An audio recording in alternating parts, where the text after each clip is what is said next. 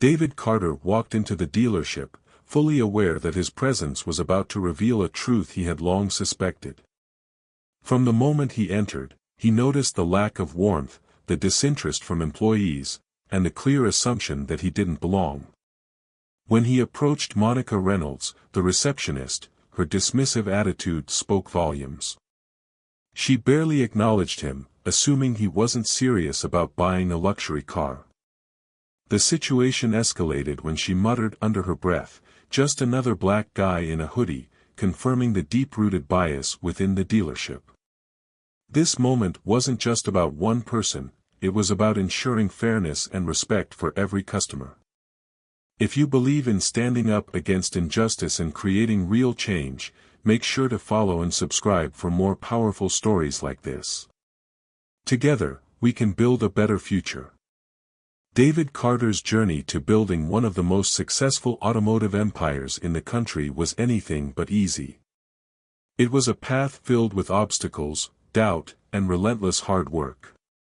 From a young age, David had a passion for cars.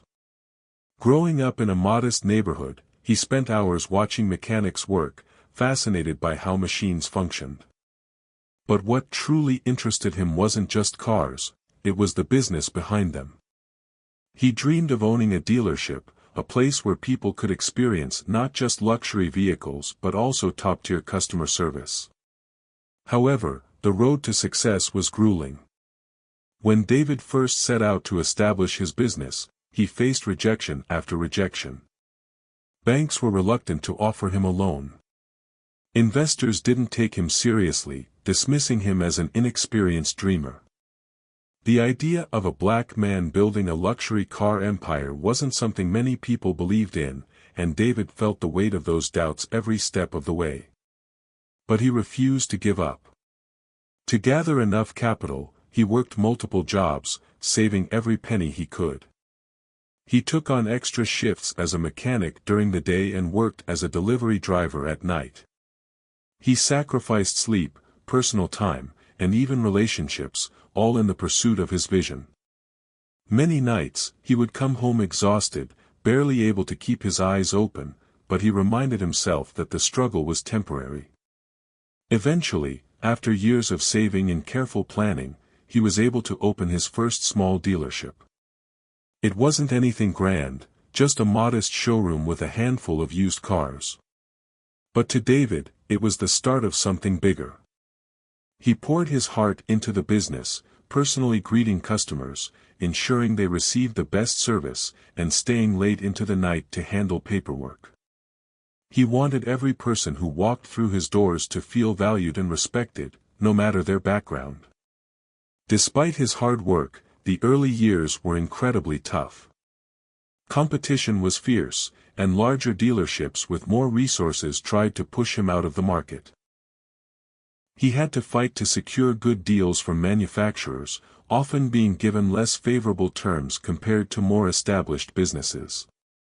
Vendors were hesitant to trust him, and some outright refused to work with him, assuming he wouldn't last long in the industry. But David had something many of his competitors lacked, an unbreakable will. He made it his mission to prove everyone wrong. He focused on customer satisfaction, ensuring that anyone who bought a car from his dealership left with a smile. He understood that trust was the foundation of any successful business, so he went above and beyond to earn it. Slowly but surely, word spread about the quality of service at his dealership, and more customers started to walk through the doors. However, just as things were starting to stabilize, disaster struck. An economic downturn hit, and car sales plummeted. Many dealerships, even well-established ones, struggled to stay afloat.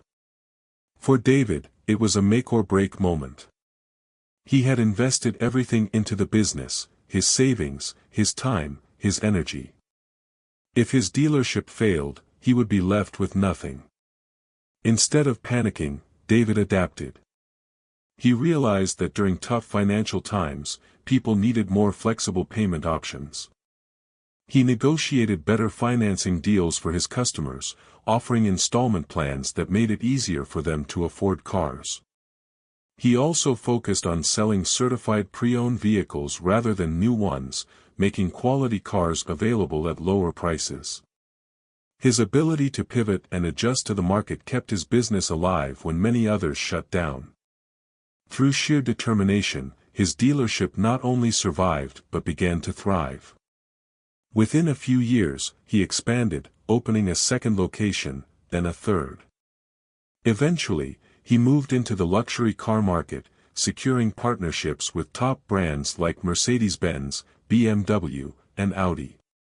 His company grew into a nationally recognized name, known for both the quality of its vehicles and its commitment to excellent customer service. But even with success, the challenges never truly ended. As his business grew, David had to deal with new problems: employee management, corporate politics, and the ever-changing demands of the automotive industry. One of his biggest battles was ensuring that his company maintained the values it was built on. As a black CEO in a predominantly white industry, he had to work twice as hard to ensure that his employees and customers were treated with the fairness and respect they deserved. Instead of issuing directives from his corporate office, David devised a plan to visit the dealership undercover. He wanted to see firsthand how customers were treated, especially those who looked like him, black men who often faced unfair assumptions. The decision was not an easy one. As the CEO of Carter Automotive Group, he was the public face of his company, recognized in business circles and by the media. Yet, he understood that true change started at the top, and he couldn't address a problem he hadn't personally witnessed. On a busy Saturday afternoon, when the showroom would be filled with potential buyers, David dressed in simple jeans, a hoodie, and sneakers, deliberately avoiding anything that would signal his wealth or status. This was not about proving his financial standing, this was about exposing the truth. David Carter adjusted the hood of his sweater as he stepped out of his car, taking a deep breath before walking toward the dealership. He had built Carter Automotive Group from the ground up, earning a reputation for excellence, yet he had received troubling reports that one of his locations was mistreating black customers. He couldn't ignore it any longer. Instead of sending an investigator or relying on reports, he decided to experience it himself. Dressed in simple jeans, a hoodie, and sneakers, he was unrecognizable as the CEO. He wasn't testing their sales skills, he was testing their character. As he approached the dealership, the sleek glass building reflected the city skyline. Rows of luxury vehicles, Mercedes-Benz, BMWs, and Audis, lined the showroom, polished to perfection. The dealership radiated prestige from the outside. But the moment David stepped in, he felt the coldness in the air. There was no enthusiastic welcome, no eager salesperson approaching to assist him. Instead, employees lingered in small groups, chatting and laughing among themselves. Customers wandered the floor unattended. Phones rang, ignored. The usual energy of a high-end dealership, where every customer was treated like royalty, was missing. David glanced around before approaching the front desk, where a woman sat lazily filing her nails. Her nameplate read Monica Reynolds. She was supposed to be the first point of contact for customers, but she barely looked up as he stopped in front of her. David stood there, waiting. Monica didn't acknowledge him. Seconds passed. Then a minute. Still, nothing.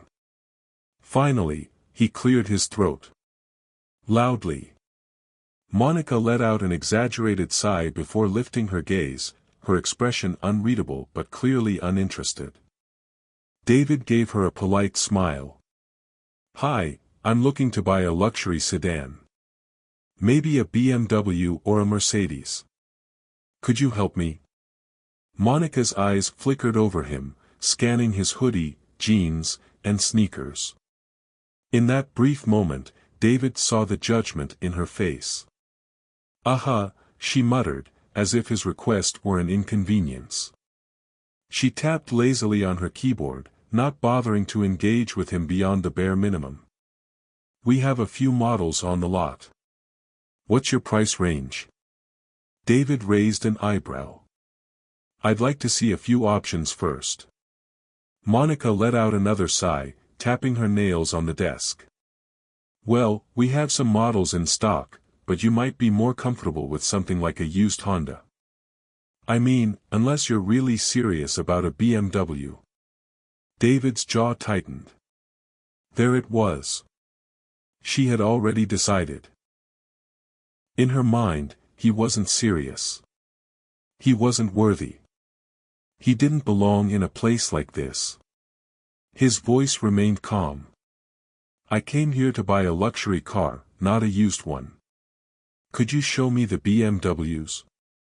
Monica barely hid her smirk as she turned to her screen, scrolling carelessly. Fine. We have a few, but I don't want to waste your time if you're just looking. David's patience was thinning, but he needed to see how far this would go. I am buying a car today, he said firmly. Monica huffed, finally glancing up. Okay. We have the 5 Series, but if you're looking for something more affordable, I can check if we have anything older. David's stomach churned. She had completely dismissed him, assuming he couldn't afford a high-end vehicle. He crossed his arms. Why would you assume I need something cheaper? Monica blinked, feigning innocence. I didn't assume anything. David didn't believe her, and he didn't need to. He had seen this behavior before, subtle yet suffocating.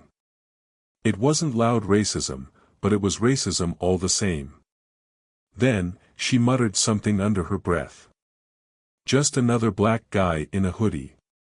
David stiffened. The words were quiet, almost imperceptible. But he had heard them.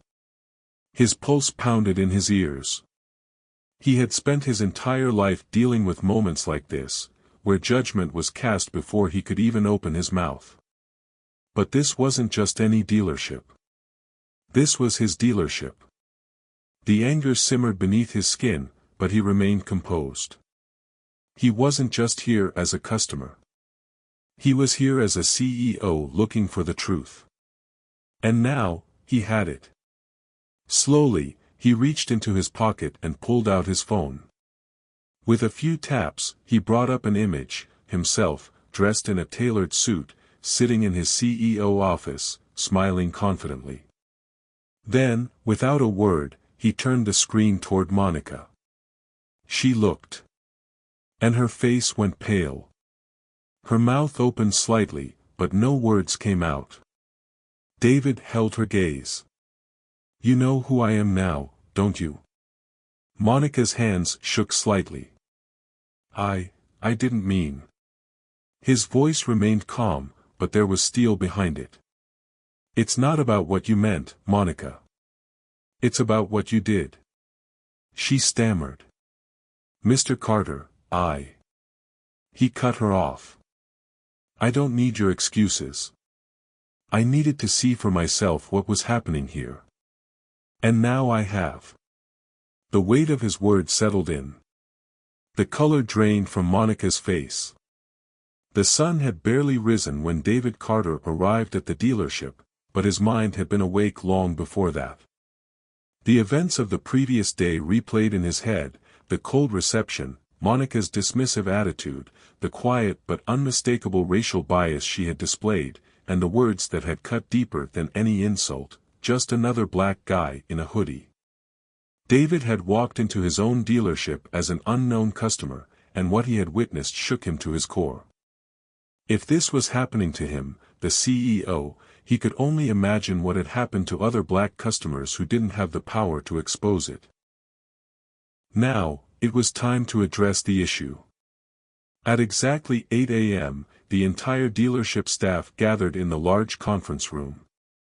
The usual morning chatter was absent. Instead, a tense silence filled the air. Employees sat rigidly in their chairs, stealing nervous glances at one another. They knew something serious had happened, and they knew their CEO was about to address it. David stood at the front of the room, his posture tall, his gaze unreadable. He wasn't just here as their boss, he was here as a man who had been disrespected in his own establishment. As the murmurs died down, he took a deep breath and began. Yesterday, I walked into this dealership as a customer. No name, no title, no special treatment. Just an ordinary man looking to buy a car. A ripple of confusion crossed some faces, while others stiffened, already sensing where this was going. I was ignored, he continued. I was dismissed. I was insulted. And worst of all, I was judged, not by my words, not by my actions, but by my appearance. By the color of my skin. Whispers erupted throughout the room, but David raised a hand, silencing them. I have spent my entire career building this company, ensuring that we operate with integrity, fairness, and respect. And yet, what I saw yesterday was a complete betrayal of those values. His sharp gaze locked onto Monica Reynolds, who sat near the front. Her face was pale, her fingers twitching slightly in her lap. She knew what was coming. Monica, David said, his voice cutting through the room like a blade. Stand up. She hesitated. I said, stand up. Slowly, she rose from her seat. The other employees avoided eye contact with her, shifting uncomfortably in their chairs. David didn't look away. Tell this room exactly how you treated me yesterday. Monica swallowed hard. Mr. Carter, No, he interrupted. Tell them. Word for word. She hesitated, then mumbled, I didn't recognize you. I thought you were just another customer.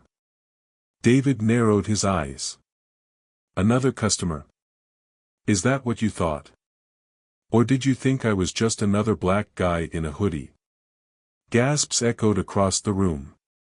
Some employees' faces twisted in shock. Others bowed their heads in shame, realizing the weight of the words she had spoken. Monica's lips parted, but no excuse came. She knew there was nothing she could say to erase what had happened. David took a slow step forward. You assumed I couldn't afford the cars. You assumed I wasn't serious. You dismissed me. You made a judgment about me, not based on what I said, not based on how I behaved, but because of the way I looked. Monica's eyes filled with panic.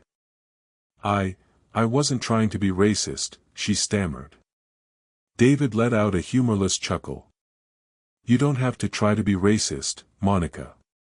You were. The weight of his words settled heavily in the air. Then, he turned to the rest of the room. How many of you have done the same? Silence.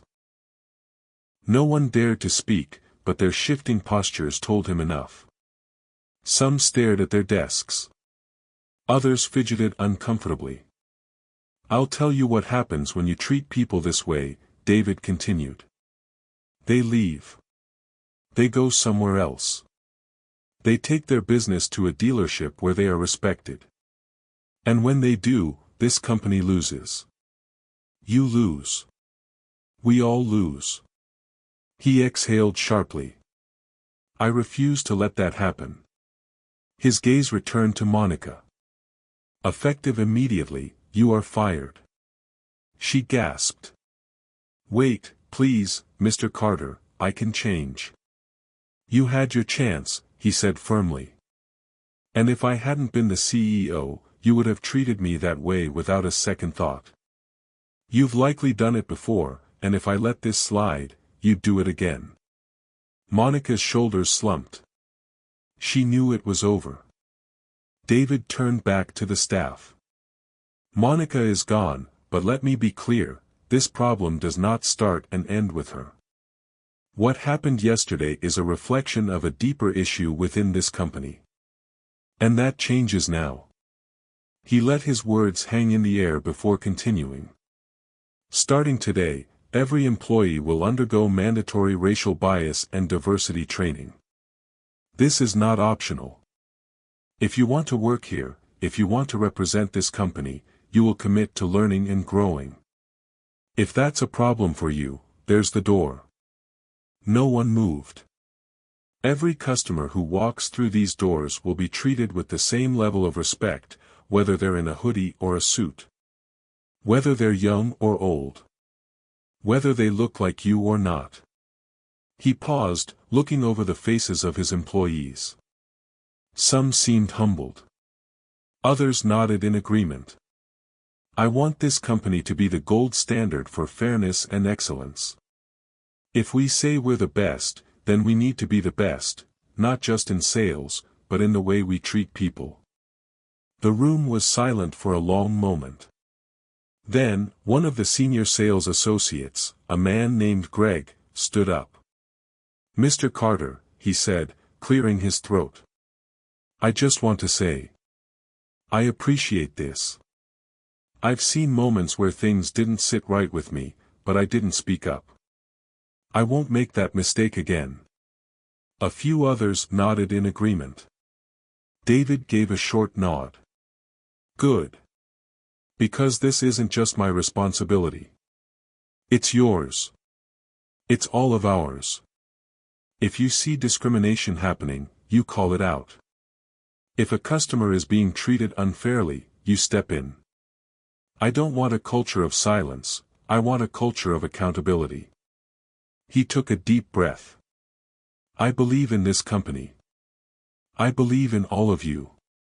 But belief isn't enough. We have to prove it. And we start today. A ripple of agreement moved through the crowd. David knew that one meeting wouldn't fix everything. Culture didn't change overnight. But this was a start. And he was ready to lead the way.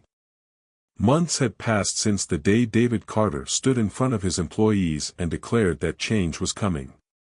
The events of that morning. The confrontation, the firing of Monica Reynolds, and the implementation of mandatory racial bias training, had sent shockwaves through his company. The employees had left that meeting shaken, uncertain of what the future held.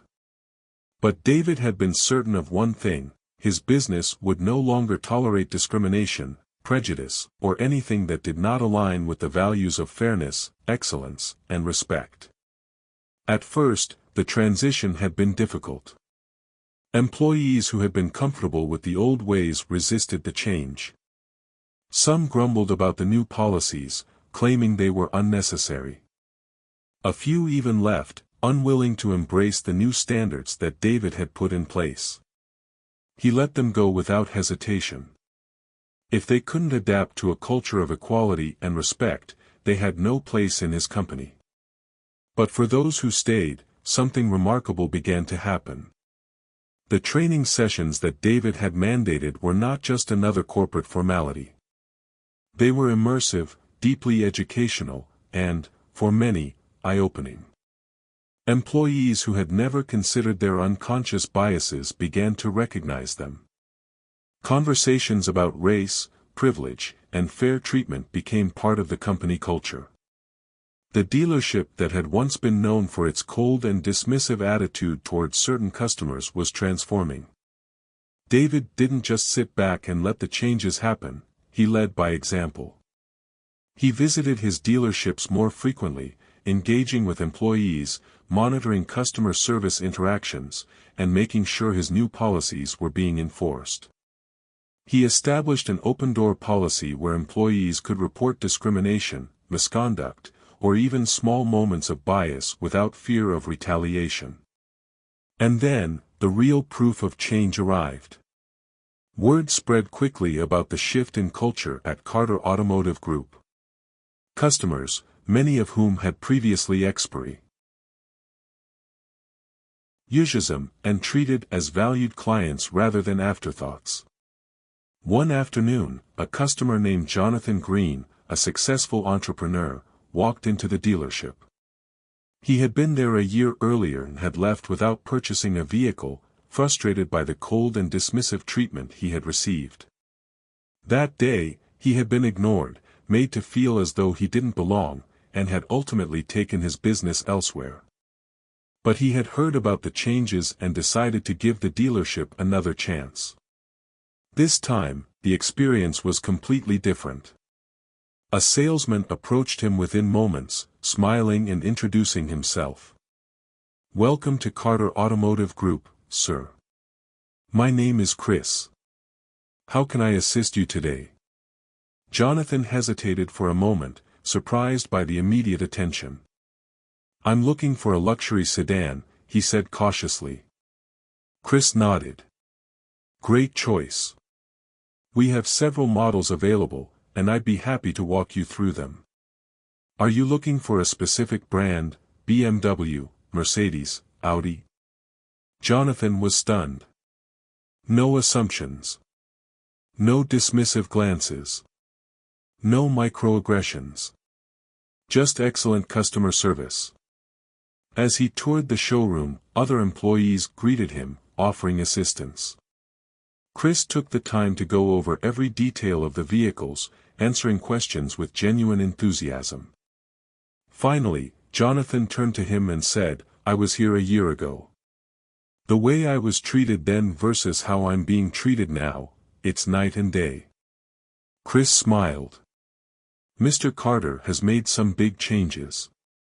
We take pride in treating every customer with the respect they deserve." Jonathan nodded, impressed. "Then let's do business. I'll take the Mercedes S-Class." Not only did Jonathan buy the car, but he also wrote a glowing online review about his experience. He shared his story with his network, which included influential businesspeople, celebrities, and high-profile clients. His review quickly gained traction, and more customers, especially those from marginalized communities, began coming in, eager to see the dealership's transformation for themselves. As the dealership's reputation improved, so did its numbers. Sales skyrocketed. The very location that had been on the verge of scandal was now setting company-wide records.